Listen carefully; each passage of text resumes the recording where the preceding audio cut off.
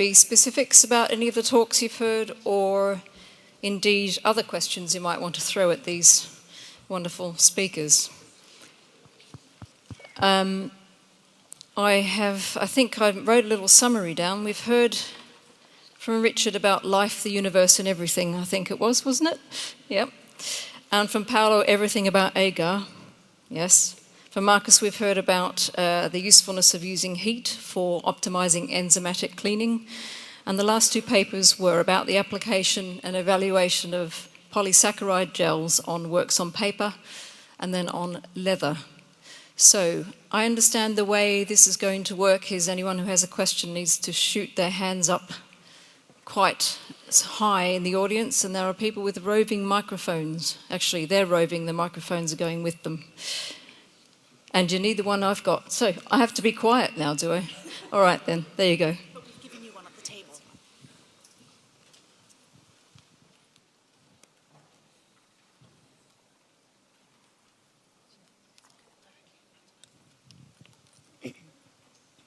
Is this Hi.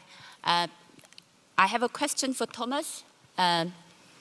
I just wanted to know whether you've tried a different pH, because it was quite interesting to see the different temperature had a different impact. But I just wanted to know whether you've tried a different pH, or it was just all the same. This one's not working. Do I have to press? Oh, there it is. Marvelous. I'll just hand this over. No, well, in this study we aimed to explore the effects of temperature, and obviously this is a common knowledge that that both pH and temperature, they're one of the important factors working with enzymes. But in this case we didn't modulate both factors, so just because the main focus was temperature. But however, it was a very like a pilot study just to explore feasibility, whether it's worth going further, whether it has some practical sense to explore more. And of course, in the next steps, like all factors, they should play together like in a good orchestra. So, and we just try to introduce one of the missing factors so far. I hope I answered the question. Hello, can you hear me? Hello? Can you hear me?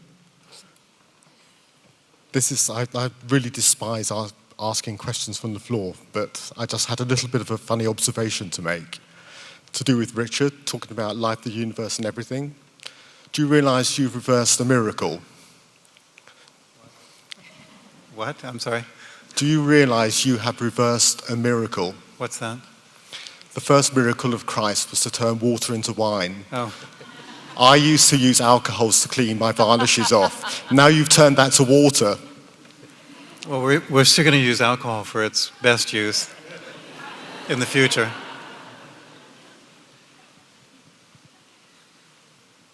Hello. Hi, I'm here. Wonderful talks from all the opening speakers. Thank you so much. My question concerned in Paolo's talk, where you showed on the canvas saturating with a silicon solvent and then that limiting the tide line formation. Have you any idea how that happens or why it happens? It's very interesting. Well, because every time you do a treatment like that, you use a siloxane to saturate the surface. Basically, you make it temporarily hydrophobic. And so water has an effect, I would say, on the very, very superficial part of the object you are treating. Also, by itself, agar will always produce a less pronounced tide line, because if you use a concentrated agar, will tend to take up water, and so whatever water dissolves will be drawn into the gel rather than spread around. But still you do have some tide line. If you make the surface hydrophobic, you probably further restrict spreading of water. And so it becomes possible to treat a canvas with different, gel application without having overlapping areas that and are kind of difficult to remove.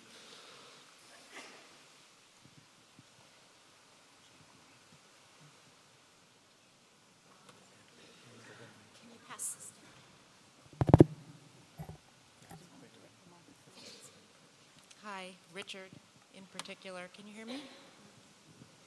Can you speak up if you can? Sorry, do I? Oh, here we go. Hi, Richard. It's Hi. Pam. Hey, Pam. That was wonderful. And thank you. And I wonder, I mean, the day is young and we have a lot of agar to discuss, but I was wondering if you are aware that anybody's going to talk about putting chelating agents in agar. And if not, if you could make a few comments about it, but also in particular whether there is a need for clearance if you're using a chelating agent. Yeah, I mean, anything that you apply to a surface, you'd have to worry about clearing. Anything that's not volatile, of course. So I think the reason why I like agarose, for instance, is that as Paolo has indicated, it's a neutral gelling material. So you can basically raise and lower the pH, have chelating and buffering materials in there. And the carrier, the agarose itself, won't affect essentially the performance of those materials. So that's an upside. Again, you can probably, through all of the things that we've been talking about, through a number of the talks, control whether solutions move into or stay at the surface of very porous objects. And just that act alone actually makes clearance a little bit easier too. But yeah, in the end, you'd have to think about, if you're putting something on a surface, how are you going to get back off that surface? One way is excluding it from a porous material with a silicon solvent, like Paolo talked about. Another way is making use of that really strong capillary force in agarose gels.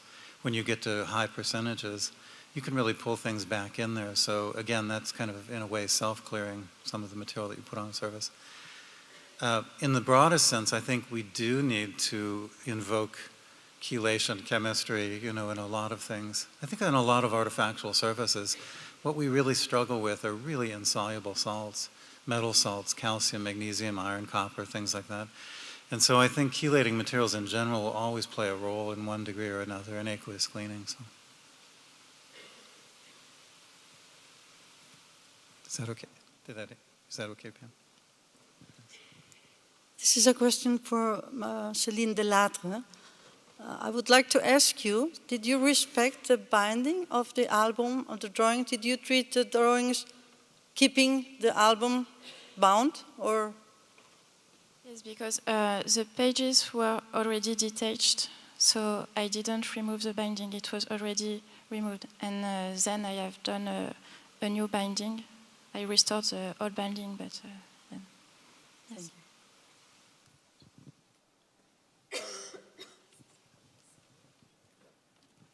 Thank you very much for your wonderful talks. And the question is about to Paolo, Thomas, who both of you mentioned the use of enzymes in gels.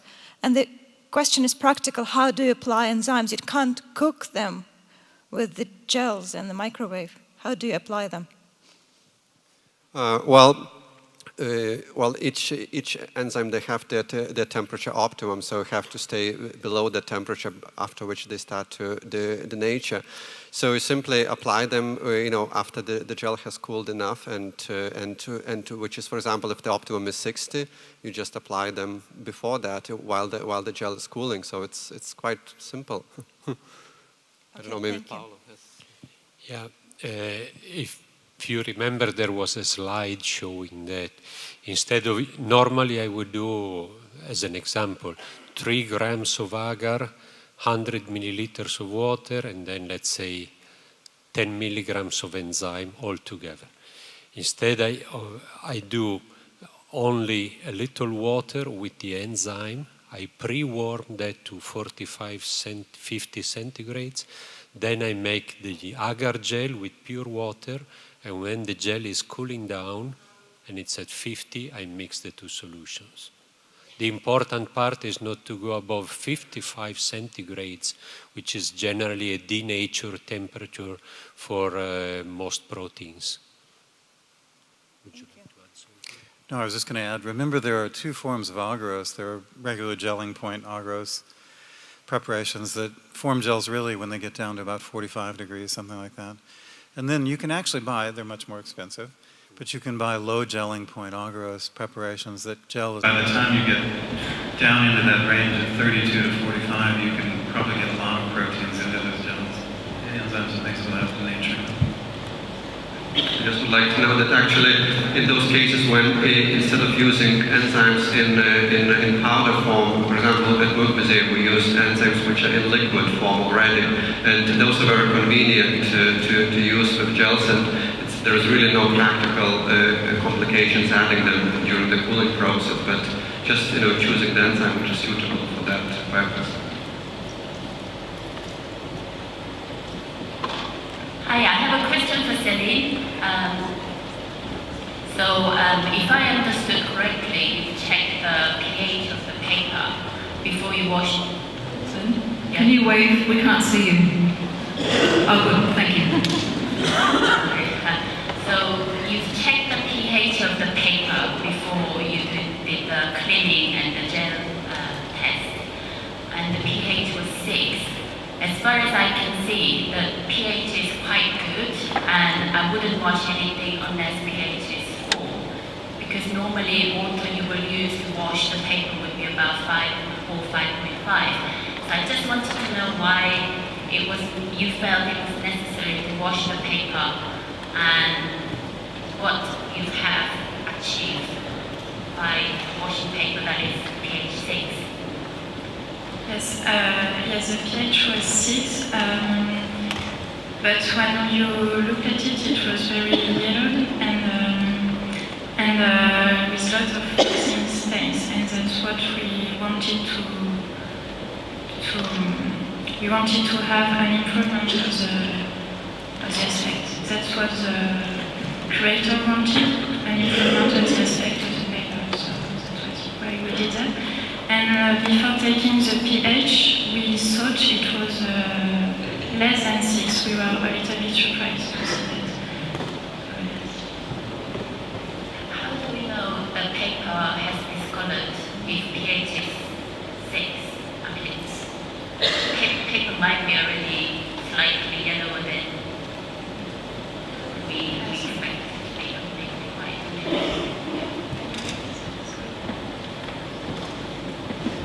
Can you repeat the question, Yunsen? Because you said the paper seemed discolored, but if pH is 6, it hasn't obviously, its paper hasn't gone acidic. So how do you know that paper hasn't discolored? It was an observation and also a discussion with the scientists in the National Library that agreed to do this treatment.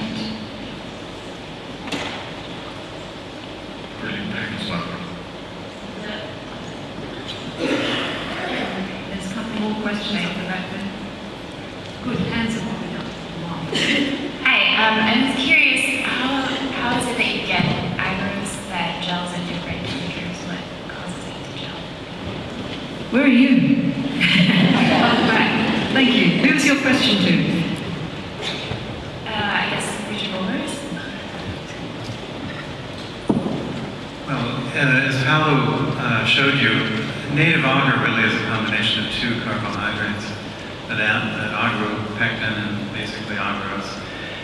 Depends on how you purify it and how you do that. There are probably a dozen different ways of purifying agarose from agropectin, by separating and cleaning it up. Depending on the process, you can end up with different molecular weight sizes of agarose. If it's very intact, if it's pretty much unchanged by the extraction process, if it's at its highest molecular weight, it's going to have the highest gelling temperature. If it's actually a little lower in molecular weight, if it's broken down a little bit in that extraction and purification process, it could actually have a much lower sort of gelling temperature, a point at which it starts to come together fully to form that rigid sort of structure. So it's really molecular weight, believe it or not.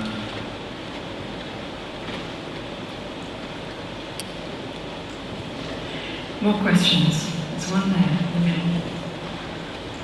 Thank you very much for the talks. It was very, very exciting. Listen to Can I have a question to Flavia, please? I'm very interested in your weighting method because when I used Agarose in the past, I weighted my gel a little bit in the hope of achieving a good contact. And what happened was water all oozed out and it was terribly upsetting. So, and then I saw you weighting and I kind of wanted to know if you have to do any fine tuning, how much weight was actually on it, and how did you find sort of the problem of water oozing out?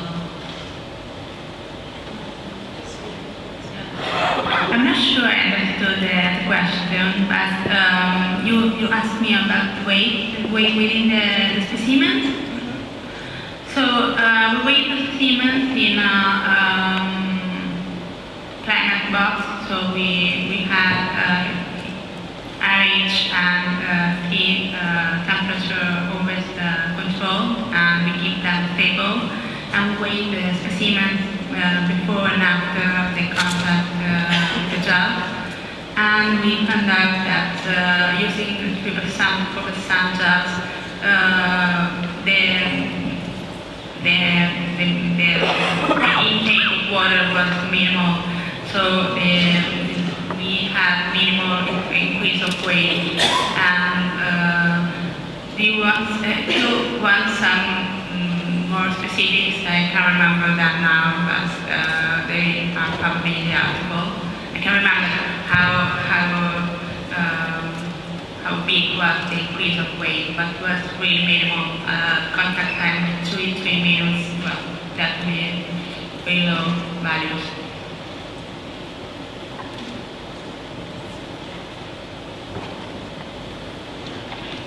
Hi, this is a question for Richard, and it's kind of on the topic of green chemistry and replacing, toxic materials with something more sustainable. And one of the major problems that a lot of people are facing today is the use of an incredible amount of aromatic solvents to let's say, remove a very stubborn synthetic varnish applying in the 40s. And I know this is kind of like a very general question, but I was wondering if I could get your thoughts on whether it's something that could be perhaps in the future solved with gels or a different cleaning system, to kind of improve this kind of problem. Yeah, it doesn't have to be too far in the future because a lot of people, of course, are beginning to produce and use greener solvents. And again, by the word green, I mean biosourced, bioproduced, non-petroleum necessarily derived. Whenever anybody asks me about this kind of stuff, I basically say we've all been kind of spawned in an ocean of solvents from paint making and varnish making.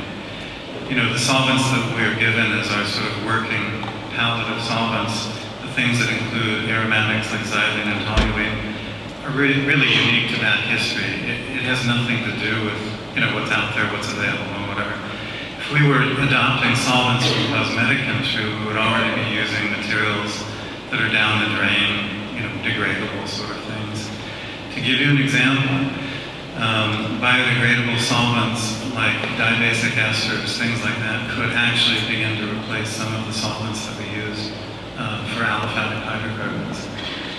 Solvents that are just lightly unsaturated, but not necessarily aromatic, have already been used in cleaning systems and cosmetics to replace aromatic materials.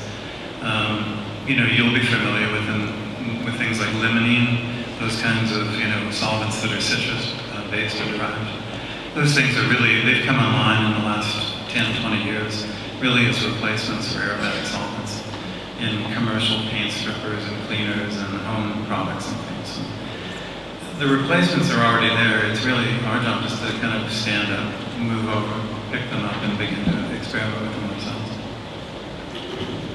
I would like to add something. For example, look on the internet. Eastman Kodak has a document that is xylene replacement, because all the paint industry has moved already in that direction.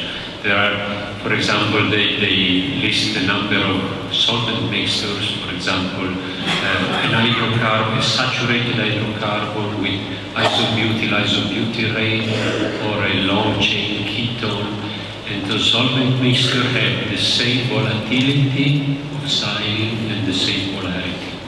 So there are already several alternatives to aromatics, and you can download all that information from Eastman Kodak. Okay.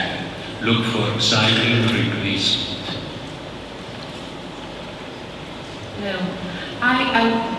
We've been looking at adjusting the pH of gel and gums and have found some sort of interesting phenomenons as they age, as they refrigerate, aging the next day. Some adjustments and changes in pH as the gel is around. It's a question for everybody, both on, do you know a little bit about the mechanisms? Because it's not an equal change depending on how high your pH was when you started, and the practical use of, did you make fresh gel every time you used it, or did you make a batch and use it for the whole experiment?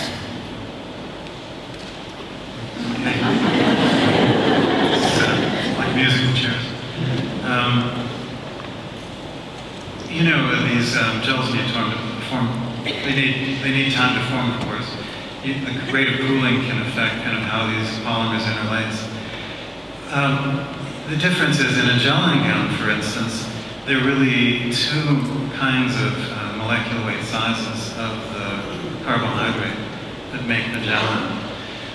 One that's very high in molecular weight will go together and form a rigid gel pretty quickly, but then additional cooling will bring the other lower molecular weight sort of material into a network and whatever. So that's one difference. You just might be seeing a difference between, you know, the full gelation and not quite. The other thing is gelatin is also tied together with calcium. So remember that, you know, the polymer, part of the strength of that kind of rigid gel is through cross-linking through a metal ion, through calcium.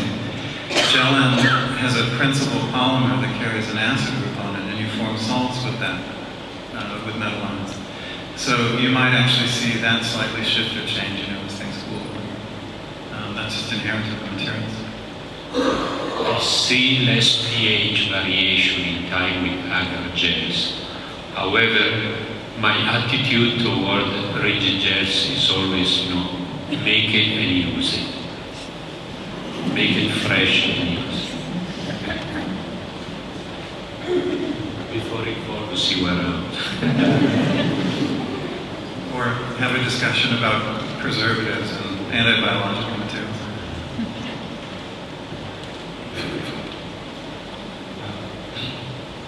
I have a question for Professor Wolbers. At the end of your talk here, so at the end of your talk, I think you gave something very inspiring, talking about removing source from facades of buildings and so on, the States, which I guess is also a problem. My question is whether there is a profile of these residues long after whatever treatment was conducted, and if there was any test ever done. I can tell you that when I go to clean a building in Washington, every time we go up on the scaffolding and just wet the building with water, it will foam. There will be bubbles coming over. So literally, I mean, it doesn't take much of an analysis to actually. But to characterize the materials, yeah, we've actually characterized them as simple salts of palmitate and stearate. In other words, in a way, for generations almost, the same kind of material was used to wash those buildings. It was good old ivory snow, a few, you know, the old sodium palmitate, sodium stearate sort of mix of soaps. So that's, in most of the cases, what was left behind as a residue. But the problem is compounded again and again. In other words, if those residues are left behind and they allow some kind of biocolonization, whatever colonizes that surface then dies, and then something grows on that, and then something grows on that. It becomes almost an enormous out-of-control spiral, you know, with buildup of materials, resulting in these very blackish biofilms that can develop on buildings and facades. And there's just no good way to reverse all that yet. I mean, one thing we can do right away is begin to adopt other materials, things that have higher clearance values and are biodegradable, things that we can wash off the building and aren't retained very strongly. So all we can do is stop the cycle for the moment and now work backwards with what's there. So we talked about something which is a very monumental sub-layer within. They're very deeply entrained. Yeah, these things are, you know, in buildings it's common to sort of wash them with soap and then do a high pressure wash afterwards and drive the material in a little deeper. And these things are entrained very deeply in those porous surfaces. Most of these discussions and tests for residues of salts somehow they concern the treatment in situ. So once we take the surface, whatever the surface is, we leave it behind, and having peace of mind that we did some cleansing. Yeah.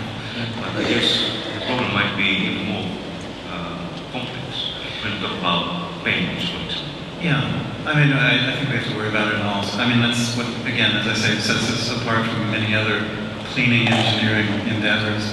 We have to worry about clearance. We can't do things fine. But we can break the cycle for the moment. We can really begin to look at other materials and identify the ones that really don't have the right numbers. I can show you right now commercial cleaners that are being used on buildings that have the wrong numbers. They're biodegradable, perfect, but they're strongly absorbed onto mineral surfaces. Really bad news. So we have to begin to change that mindset. Thank you.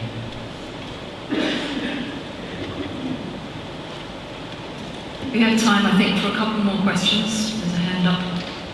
Yes. Hello, I've got a question about the residues as we're talking about. So agarose is quite, the mold is going quite good on it. So if you are cleaning, for instance, plaster or, as you said, paper, so have you checked residues? You're saying there are no residues, or if you are eager or anxious about residues on a canvas, so would you always recommend, for instance, to hydroform also the plaster when you are cleaning with agarose? For plaster, I showed you that GCMS analysis of the plaster treated with an agar gel, and the residual amount of galactose was trace amount. So, if you think that the plaster is probably one of the most porous surfaces we have, I would not be so concerned with making plaster hydrophobic with siloxane. The other thing I just want to add is, how you do things sometimes counts as much as what you use. I just ran a workshop just a week ago where we were making agarose gels, and if some of the gels weren't heated all the way, all the agarose wasn't dissolved, well, it can't cool back down and have that fully interlaced sort of structure. I mean, depending on how you prepare it, you could actually, prepare something that might leave more of a residue on the surface. But if it's actually prepared well, if you really do get it into solution, if you actually tie it all up, then most of that polymer is essentially one big polymer that's interlaced. So, but you always have the option to use that pre-treatment with the silicon solvent to help exclude things as well.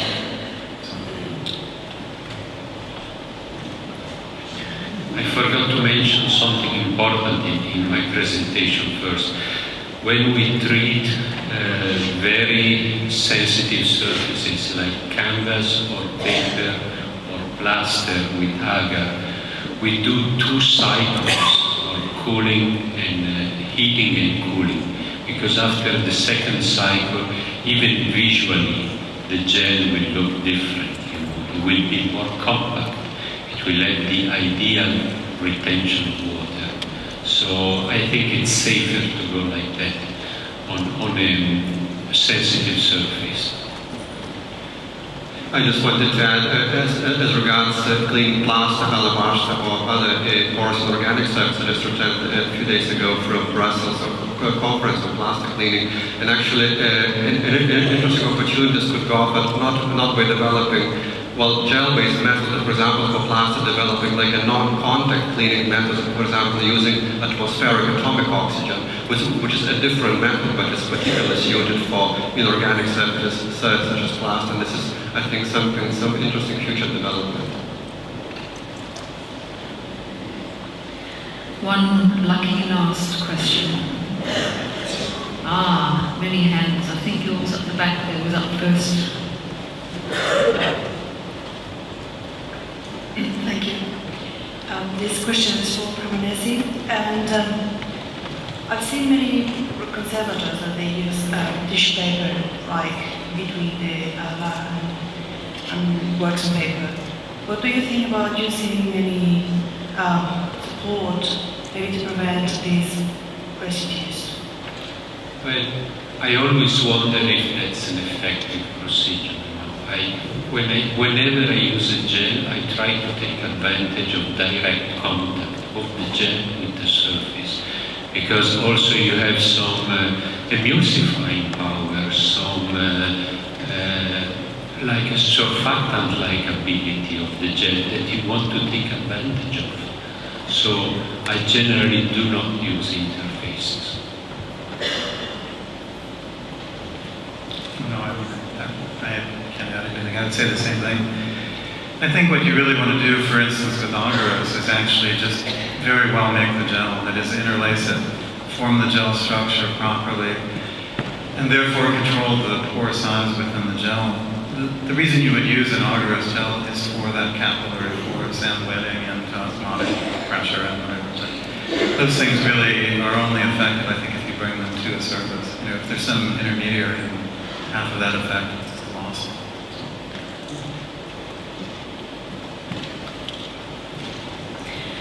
Okay, I think we're probably very hungry and done. So, thank you for your attention this morning, and thank you for your patience with our technical issues. We'll do something about the sound over lunch. And can you please join me in thanking this morning's speakers for their fantastic papers.